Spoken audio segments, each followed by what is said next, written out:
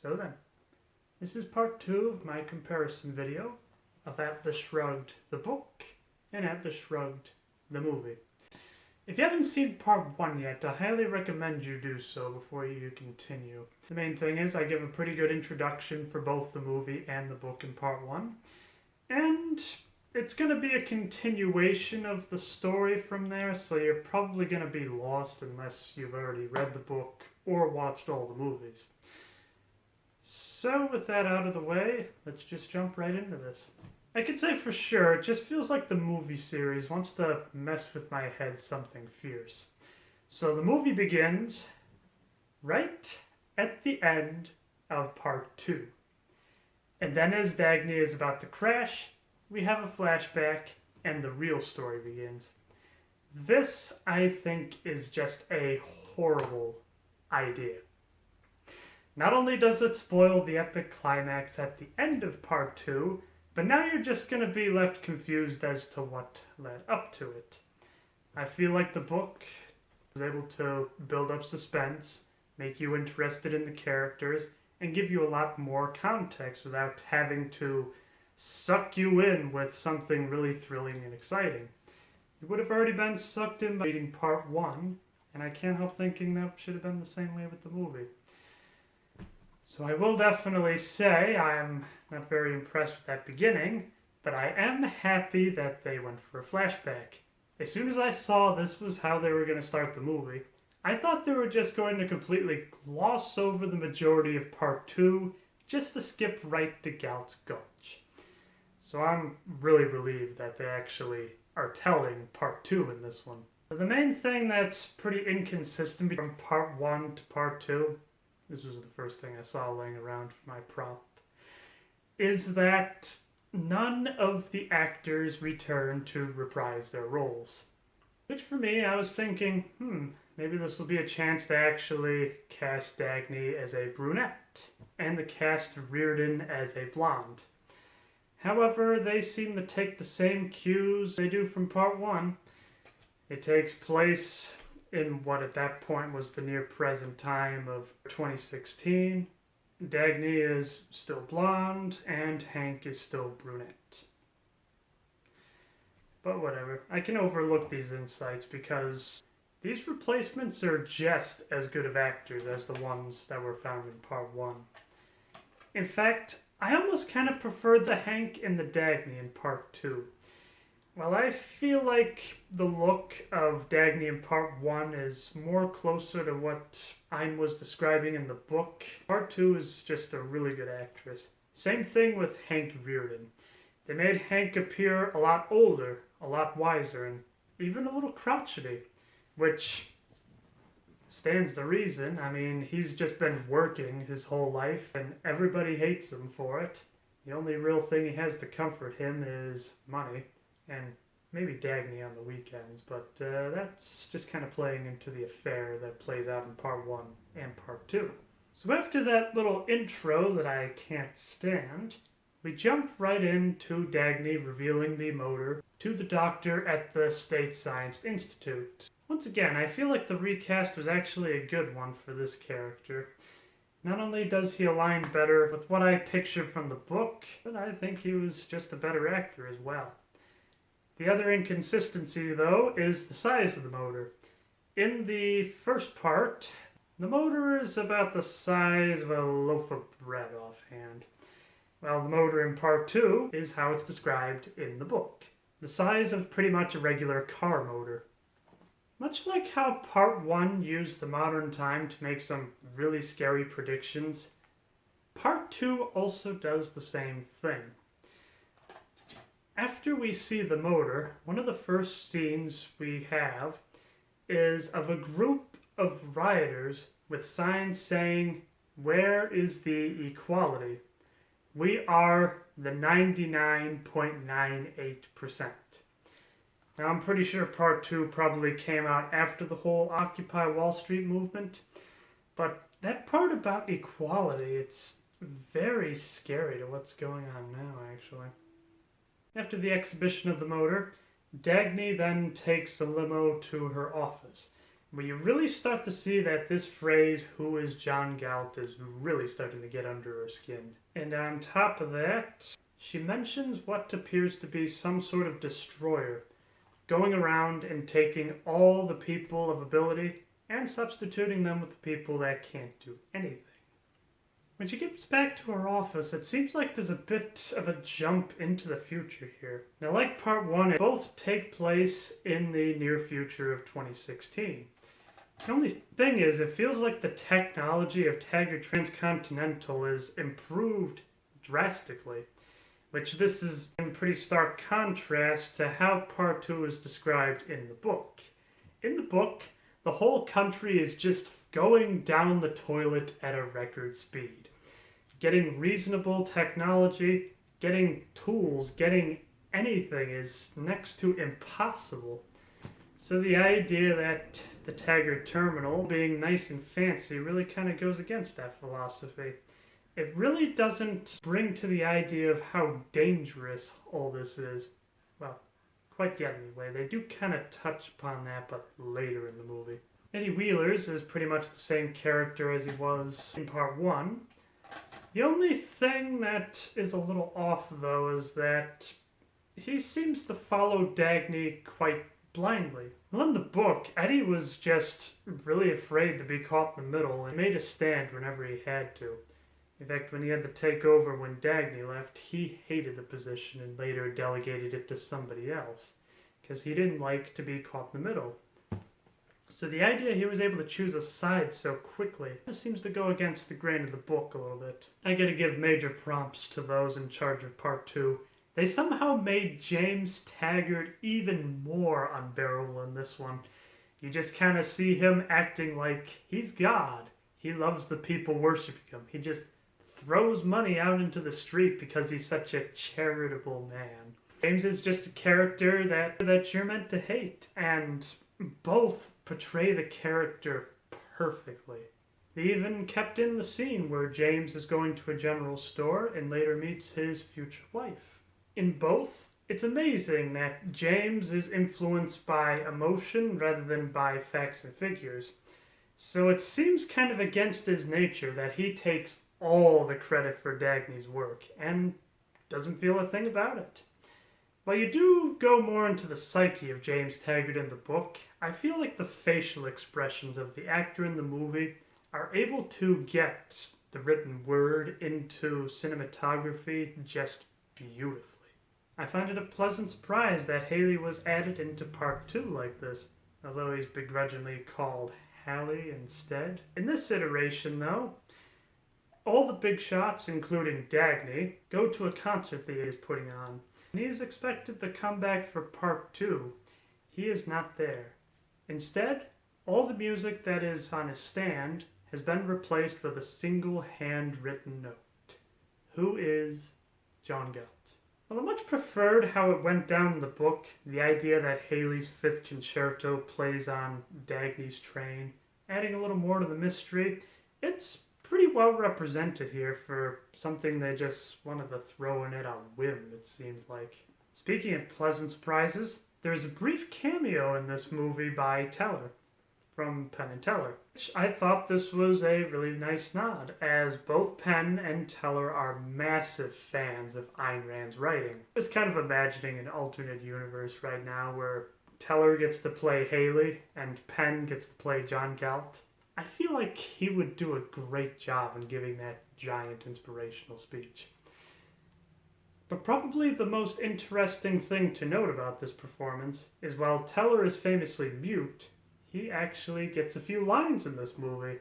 Like in the book, Dagny is on a search for a young scientist that can actually reinvent the motor. However, I feel like in the movie it doesn't come off as desperate as it does in the book. Maybe that's due to lack of time or the idea that there's a lot more attempts here in the book, but it just doesn't have the same impact. However, when they do find the right scientist, he is very well portrayed. He is almost like a mixture of Hank and Dagny, in the idea that he just wants to do this for the money rather than the betterment of humanity. Which, while it's not touched upon in the movie, in the book, that almost became an unspoken bond between Dagny and the scientist. Because that's what his philosophy is, that's why she hires him. And just like in the book, he lives in an abandoned college campus. There are a few arguments here and there between Reardon and his wife, which, while I think the wife was better in part one, they were somehow able to make her even more oily and just overall disgusting as a character in part two. Just like James, she is a character that you just love to hate. At James's wedding, his wife is very much indoctrinated with this idea that James is actually the one that created the John Galt line, as well as save all the company. Well, it was Dagny that was holding James back. I'm happy that this scene from the book was able to make it into the movie. So, his wife goes up to Dagny and just completely rips into her, basically saying that, "I am the woman of this family now." To which Dagny replies, "All right, then I'll be the man." It could be me, but I feel like this is just something that needs to be followed by a full television audience going, "Ooh." Either that or just having a whole bunch of people going, "Ah!" Because I just think that is a fantastic burn. And hey, it's kind of interesting that they brought up a little bit of gender issues back in the 50s. It is at this party that Francisco gives his famous speech about money.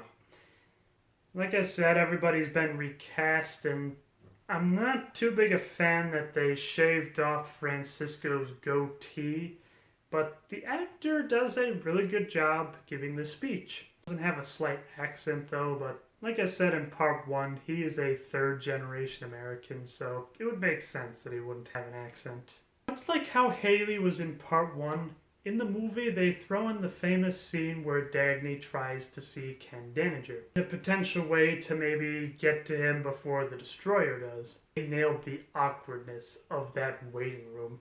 Dagny is just there while the secretary's just like, "I'm sorry, this never happens." He's quite punctual with this. And just like in the book, Dagny forces her way into the office, only to see a mysterious figure leave Daniger's office, and in the ashtray, a cigarette with a gold dollar sign. In the movie, the person they got to play Ken Daniger really gets the emotion that was felt in the book. It's the idea of a person that has just seen the light and no longer has any burdens in the world. I didn't think this was something that could be portrayed, but honestly, he did a really good job with this. Francisco was able to meet up later with Reardon at a steel mill. In their conversation, he uses the term looters. And he also gives the reason as to why both are called At the Shrugged. I'm really happy that they kept this scene in there. I mean, I know they want to explain the title and everything, but it seems like what they keep in and what they cut out seems a little arbitrary at times. This conversation is interrupted when there is a malfunction with one of the smelters. There is just red hot steel pouring all over the plant. Like in the book, Francisco is able to jump into action and prevent a major meltdown. At the end of it, Reardon offers Francisco a job. However, Francisco declines, and he disappears for a little while once again. Another thing that's also a carryover from part one is the famous trial of Hank Reardon. So after a few directives are in place to try to deal with the ongoing emergency of the country at the moment, it is decided that manufacturers can only make so many for everybody else. You gotta do it equally, and despite seniority or how many customers they have. Hank doesn't really care and helps his good friend Ken Daniger, the one that disappeared in the movie and later in the book. In both, Reardon takes the stand alone. I'm very happy that this scene was portrayed as good as it was. In the book, this is a really intense moment. There is a lot of thought-provoking speech here. And the movie is very accurate to that. In fact, I feel like you could probably read along the details of the trial in the book and have the same exact words and possibly even the same emotions as portrayed in the book. I do love the idea that just like in the book, they decide not to press charges. After the great speech he made, the public would view Hank Rearden as a martyr, instead of the evil businessman that's trying to destroy this country. There's another meeting to discuss the future of Taggart Transcontinental. Basically, everybody in the board all agrees on the same thing. To tear apart the John Galt line, to use all the pieces to make rails that actually matter. The only one not in agreement is Dagny Taggart. Everybody in this meeting is trying their best to guilt her into agreeing. She knows this. She says her piece and then immediately walks out saying, "Do whatever you want." That's pretty close to how it is in the book. But the main difference I can't stand is, so as all these great capitalists are disappearing, electricity and heat are becoming a lot harder to get. So there's been a directive that nothing above the 5th floor will be lighted or heated. The meeting takes place on the 10th floor, so everybody in this meeting is wearing very heavy coats, even scarves around all their faces, just trying their best to keep warm while discussing the future of Taggart Transcontinental. It really shows how dire the situation is. While the conversation goes very well in the movie, I feel like it just needed that extra bit to make it that much more intimidating. Directive 10-02-98 is very well depicted in the movie, as there's the national broadcast explaining to the public what this is. You just see everybody staring at TV in shock, knowing that this is a very bad thing. Even James Taggart kind of looks and he's like, am I doing the right thing here? There's another scene here which is really frightening in all honesty. So due to these new directives, several businesses have to close their doors. So all over the city you just see signs that say, "Closed until the public emergency is over." Did they predict COVID? There's also another powerful scene that they made just for the movie. So there is a bum that has this piece of wood that he's engraving, and on it it says, "This country is dead, 1776 to 2016. That is a very strong message. Something that is not seen in the book, but yet I feel like it carries the emotion that I would have wanted for this particular era. Just like in part 1, another congressman goes up to Hank Rearden to try to once again get the formula for Rearden metal. The main difference here, though, is that they have blackmail on him. They have photos of him sleeping with Dagny Taggart. Now, this is a little bit of a problem, as in the movies, they only ever sleep together 2 times, really. Once in part 1 and another in part 2. Well, in the book, it seems like they had quite a few more encounters than that, so it seemed like they would have a lot more of an opportunity to get some scathing photos. Here it seems more like they just dug right into his personal life and they jumped onto this one thing. Now, in the book, this is because Hank's wife is the one that does this to him. However, here, they just somehow figure it out. But all the same, this is very well represented from how it is in the book. In fact, when Hank has to sign away his formula for Rearden metal, I felt it when I read this book. But yet somehow I felt it even more when I saw this movie. You really feel for this guy. The idea that he spent 10 long years perfecting it, and then one guy with a few photos just goes ahead and takes it all for himself, leaving him with none but profits. It is just utterly disturbing. Now, the only major problem I have with this is the blackmail is really more for the idea that it'll destroy Dagny's image than Rearden's image. Now, that makes sense. That's how it was portrayed in the book, and that's how it's portrayed in the movie. However, the main thing is, in the book, this takes place in the late 50s. This would have completely destroyed her reputation, and it would have been a miracle if she could ever find a job again. Being set in 2016, it doesn't really seem as dire. I feel like there's a lot of female CEOs that have flings every so often, and they're still there. Nobody cares. They didn't get kicked out because of it.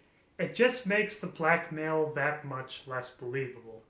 One thing from the book I did not expect that they would put into the movie is the Senator Chalmers saga. And yes, I'm not gonna lie, when I heard the description, it sounded a lot like Superintendent Chalmers from The Simpsons. And even in the movie, he kind of looks like the human equivalent of Superintendent Chalmers. The main reason this was really shocking is that in the book, there is the Taggart Tunnel. It is a straight path right through the Rockies. However, it doesn't really have the best ventilation system, so you have to send a diesel through it, otherwise everybody going into the tunnel would suffocate. It gets to a point where they have to get a steam engine because every other engine has been taken for other more important lines. So somehow finding a steam engine that they refer to as a smoker to be able to replicate this scene in 2016 just feels really far-fetched.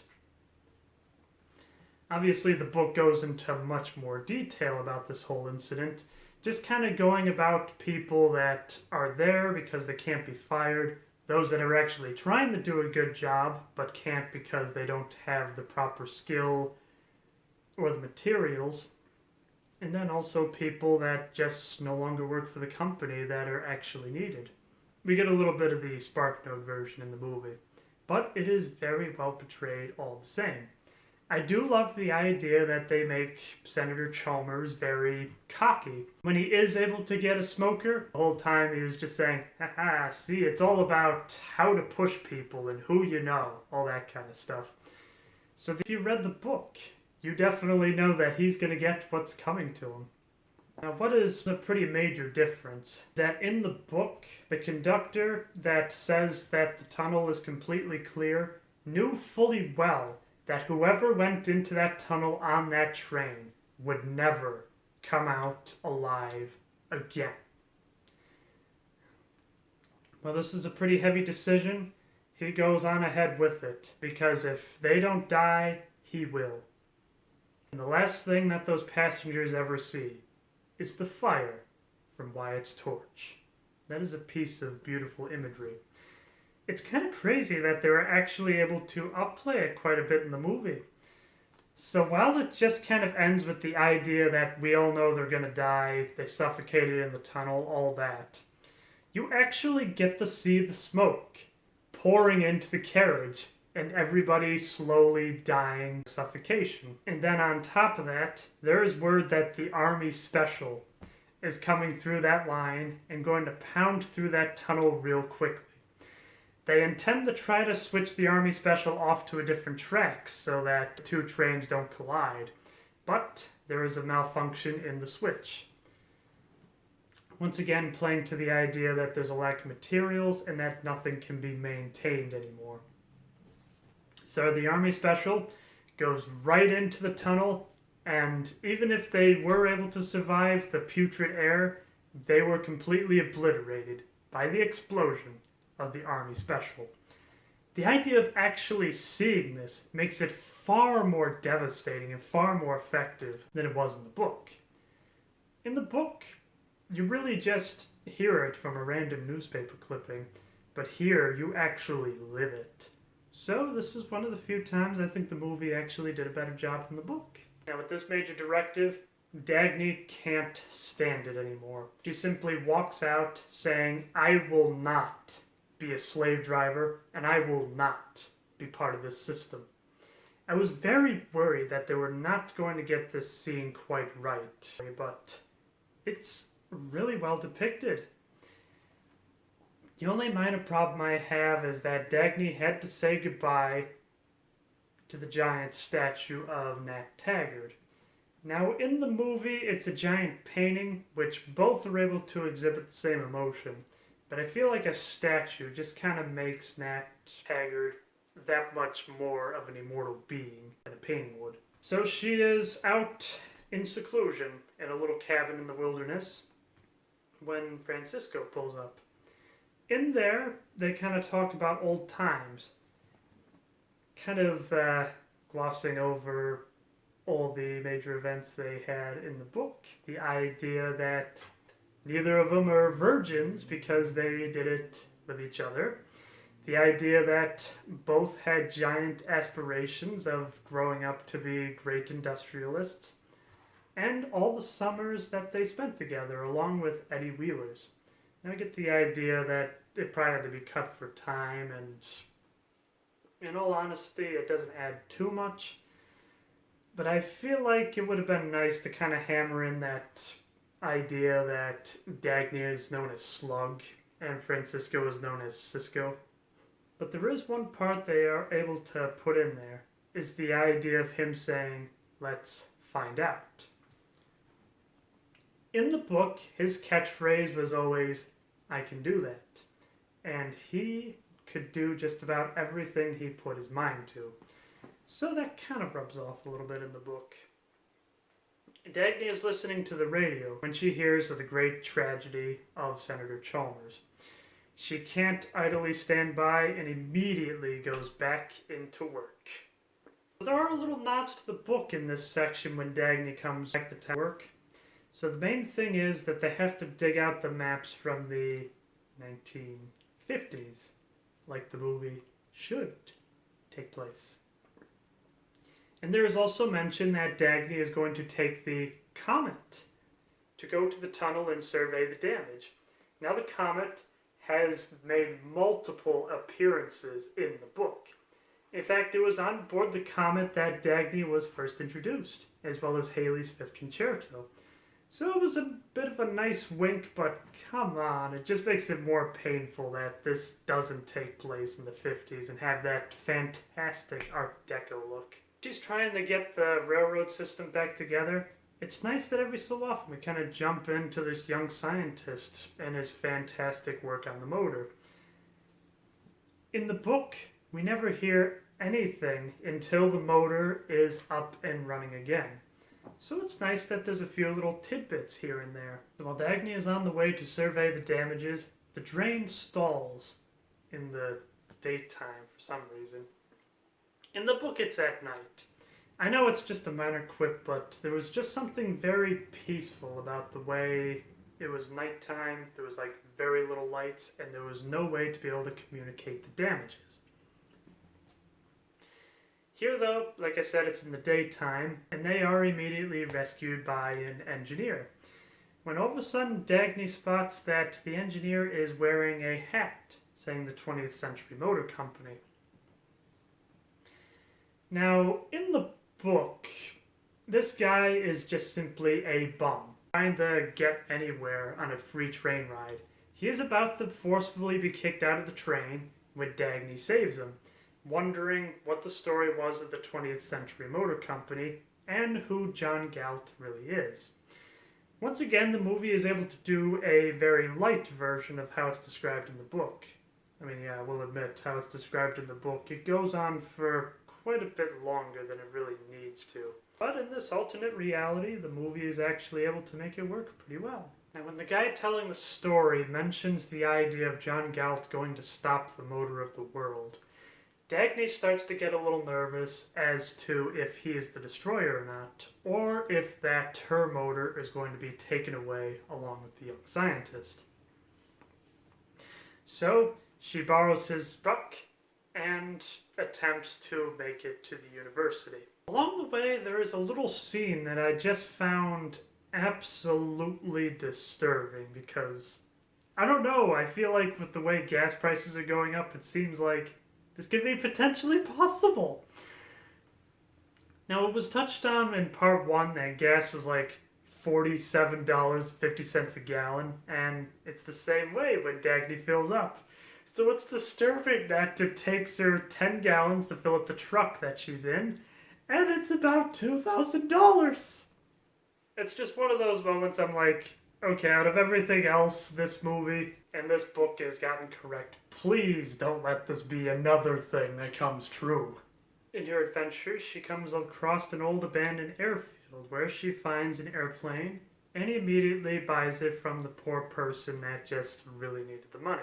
That is how she's able to fly to the university. This pans out very differently in the book. So after the train stalls, she tells everybody to just relax and says that she is going to walk the 5-mile hike to the next service station in order to get this train moving again. She is not alone, though, as one of her old friends from Taggart Transcontinental comes along with her as well.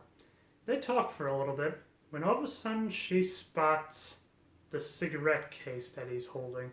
It is plain white with a gold dollar sign on it. Finally, an answer to the great mystery of the destroyer. She asks, "Where did you find this?" To which he gives a cryptic answer of a place where man only serves himself, not anybody else, stuff like that. And she says that she is willing to buy it off of him. However, he will not accept cash, only solid gold. However, just this once, he accepts $20 instead for payment, and then goes from there. However, feeling a little nervous, she asks the friend to go on ahead to the service station while she goes to a nearby airfield to find the airplane. Now, the person at the airfield was told to keep this plane for somebody really important. Dagny is able to give this image of somebody really important, and so assumes that the plane is for her, and that is how she's able to get to the university. Now, both do a really good job in keeping up this suspenseful chase. The idea that she's just a few minutes short of missing John Galt taking away the scientist. Now, in part 1, John Galt is only a bit of a shadow that comes by and talks to people. While here, all you just hear is the voice saying, "Are you ready?" And so the scientist then starts to board the plane and leaves. Now, in the movie, she just misses them taking off. It's weird that in the movie she actually lands, sees them, and then takes off again. Now, in the book, it's a little different. She basically lands the plane, walks around a little bit, and says, "Have you seen the security guard that is at the old abandoned college?" To which the guy says, "Oh yeah, he left with some mysterious gentleman in that plane over there." And so she takes off, and the chase is on. Like I said, they're able to nail this tenseness really well in the movie. The idea that she is just barely able to keep up with him, even at top speed, when all of a sudden, the plane vanishes, and without a clue. Dagny is very tempted to just give up, but tries to go a little lower each time, when all of a sudden the controls fail, and the plane starts to fall. Now this right here is where I have a major gripe with the movie and the book. Now in the movie, her final words before crashing is, "Who is John Galt?" As if almost asking for John Galt to come by and save her from this horrible fate. While in the movie, she curses him by saying, "Who the hell is John Galt?" It's more about this idea that you did this to me. You brought me to this point. You were the one that killed me. It just didn't really come across that way in the movie. Now, in the book, that is the last thing that you hear until you get into part 3. However, the movie takes it a little further, which is rightly so. In the book, you could just turn the page and see what happens next. In the movie, you'd potentially have to wait years to figure out what happened. So, they were able to show Dagny crash, only to have a mysterious shadowy figure saying, "I am John Galt." And so he reaches in to grab her, and then that is where the movie ends. That, I think, was the best way to do it.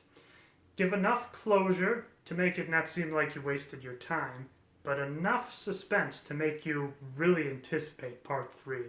Now, after the credits roll, we get a quote from Ein. Much like the book, these are meant to be cautionary tales, not prophetic works. And the quote they have at the end really hammers in that idea. Money is the barometer of society's virtue. But when you see, in order to produce it, you need to obtain permission from those who produce nothing, you will know that your society is doomed. All in all, I think Part 2 had a lot higher production values than Part 1 did. They are stuck in the year 2016, as well as similar features for all the actors and actresses in this movie. I feel like they're actually able to make it work a bit better. Many scenes are very faithful representations to the book, even if some of the minor details have changed. Increased runtime is able to fill in the important plot points that were passed over in Part 1. Also, Part 2 is just a lot more thrilling. I mean, to put it very basically, Part 1 is all about Dagny and Reardon trying to go up against big government and actually succeeding. In Part 2, though, big government is the one that wins out in the end, and both Dagny and Hank have to figure out how to live in this new world. The mystery, as well as the characters, are far more expanded in Part 2. They were a little touched upon in Part 1, but Part 2 is where everything really starts to flesh out a bit more. Plus, the idea of the whole world falling apart around all these characters makes the situation that they are in that much more dire. So, would I recommend it? Well, if you've seen Part 1, yeah, I would definitely see Part 2. I feel like Part 2 in many respects is a fair bit better than Part 1. And plus, you can also see how this alternate story pans out. However, if the question is, do I prefer the movie or the book, I say the book. Not only can you kind of dive into the psyche of each character a little more, but there is a lot more fantastic events in the book that are either glossed over or completely ignored in the movie. So then, join me next time where we finish up this review with Part 3.